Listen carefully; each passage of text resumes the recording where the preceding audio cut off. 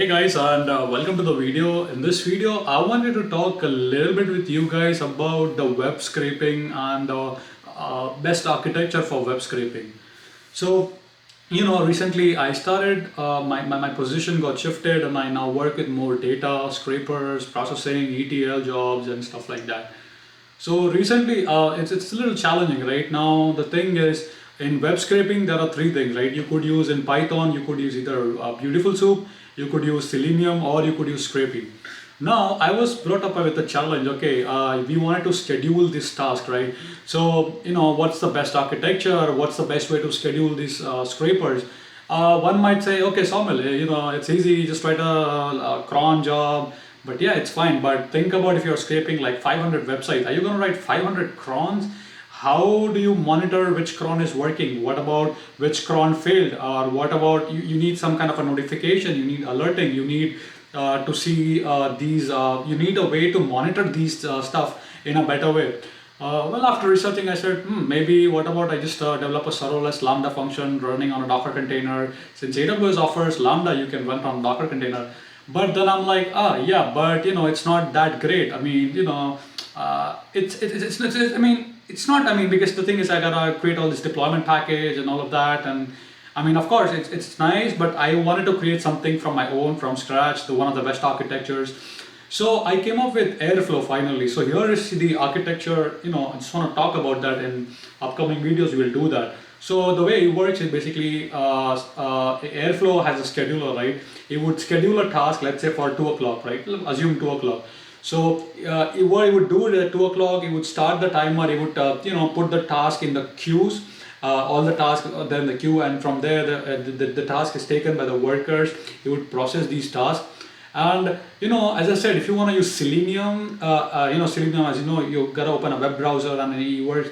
So the challenge is, how do I do that in production? How do I scale up all of these and best way possible?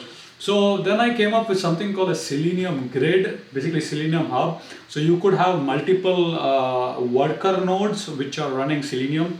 So I don't know if you guys know this, but you could run a Selenium. You could basically run a Selenium code by specifying the IP address of the worker node. You can just say that. So Selenium Hub basically manages all the worker Selenium, right? And what happens is basically at the time I'm using Airflow. Airflow uses a scheduler. Uses the Redis task queue to put the data in the task queue, and then the worker takes a task. After that worker takes a task, what happens is, since the salary, so since the worker takes a task, now you could see all of that on the UI, you could monitor it, you could see the logs, you could have alerting, all of that is there in the Airflow. After that, what happens is basically, the idea is you would call the Selenium Hub IP address, so internally you would call it the container name, and the Selenium Hub would manage all the worker nodes. That is nothing but which is running Chrome, right? So that's kind of the idea that I wanted to, I thought of this. This is what I thought of, and this is what I'm going to use. So basically, the best way I could think to schedule or to do web scraping periodically is, I think, Airflow. Airflow together with Redis task queues. Airflow uses PostgreSQL for the meta task, for storing the metadata. So it would do all the scheduling for you. All the logs is visible in the UI. It's pretty nice. You could also change the settings in the Airflow config file and save all of these logs on an S3 if you want to, if the logs are really important to you. So Airflow could scale up. You could have local executor is one of them. Then you could have a Celery executor where you could scale up, where you could scale this up on like a production level, right? So I think the best way to do web scraping is using Airflow and then using Selenium Hub and basically having those worker nodes. Everything works together in a Docker Compose file.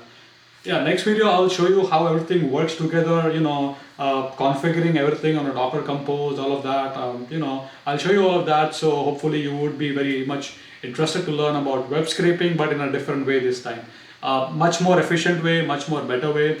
Also, I thought one more thing, what I could have done is I could have multiple worker nodes and have a Flask API. So the API would basically ping all the worker nodes and check which one is active. Whatever it's true, it would send the IP address to the it would send basically the URL, and then you could consume that worker URL in your code. Like, okay, use this web URL for web scraping. I know I mean, I'm just talking a lot now, but hopefully in the next upcoming videos, as I show you all the implementation, that would actually make sense what I'm talking about. I'm very excited to show about all of that to you, to teach you about that, and hope you are excited to learn about that as well. So I would catch up you in the upcoming videos where I would talk more about Selenium Hub, Selenium Grid, Airflow, and scheduling everything together. Hope you guys are excited. Stay tuned, keep smiling, keep coding, and see you guys in the next video.